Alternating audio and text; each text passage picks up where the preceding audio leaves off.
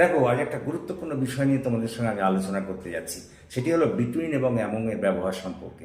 দেখো, যদি কোনো ক্ষেত্রে দুজনের মধ্যে কোনো কিছু শেয়ার করার কথা বলা হয়, কোনো কিছু ভাগ করে দেওয়ার কথা বলা হয়, বা কোনো সম্পর্ক স্থাপনের কথা বলা হয় দুজনের মধ্যে, তাহলে সেখানে বিটুইন বসবে। যেমন divide the Apple between Ram and some. Ram and some দুজন ব্যক্তি, সেজন্য তাদের ক্ষেত্রে আমরা ভাগ করে দেওয়ার জন্য বিটুইন ব্যবহার করেছি। বা there is no difference between you and me. তোমার আমার মধ্যে কোনো সম্পর্ক নেই, এখানেও দুজন জড়িত, ওই জন্য আমরা বিটুইন ব্যবহার করেছি।